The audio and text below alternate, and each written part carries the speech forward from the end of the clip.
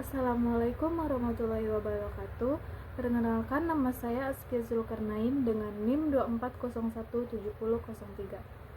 Baik, di sini saya akan menjelaskan materi folklor tentang legenda Danau Toba. Yang pertama, saya akan menjelaskan latar belakang Danau Toba. Legenda Danau Toba adalah cerita rakyat yang menjadi bagian integral dan identitas masyarakat Batak.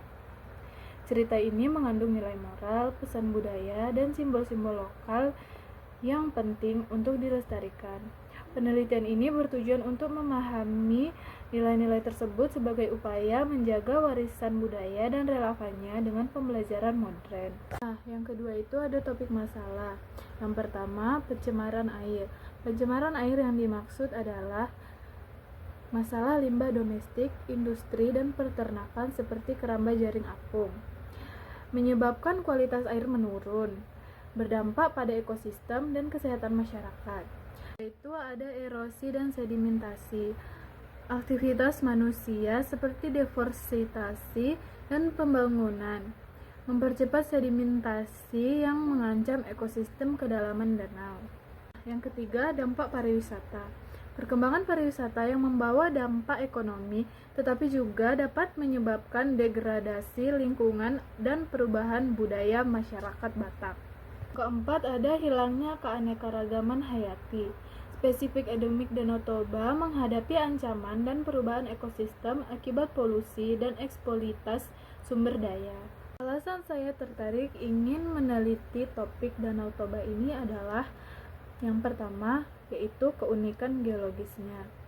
Salah satunya adalah danau vulkanik terbesar di dunia. Yang kedua itu ada keanekaragaman hayatinya, yaitu ekosistem perairan, flora di sekitar danau, fauna daratan, dan ada masalah lingkungan, nilai sosial dan budaya, potensi ekonomi, dan pusat pengetahuan sosial.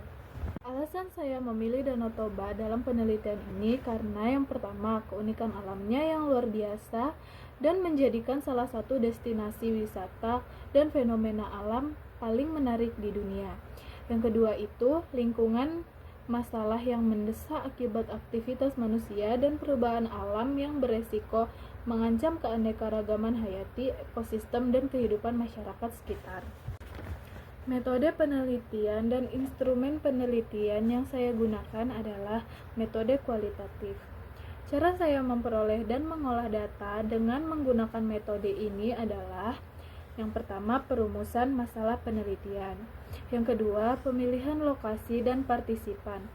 Alasan saya memilih metode kualitatif untuk penelitian Danau Toba adalah 1. Mengukur tingkat pengetahuan masyarakat terhadap legenda Danau Toba. Yang kedua, ada mengetahui persepsi generasi muda terhadap relevansi legenda. Yang ketiga, memetakan hubungan antar folklor sosial dan pemahaman legenda. Nah, yang terakhir itu ada perbedaan artikel ilmiah. Artikel ilmiah yang saya ambil adalah peran generasi milenial dalam pengembangan desa wisata di Danau Toba. Penulisnya adalah Triputra Raja Guguk Kunto Sofianto.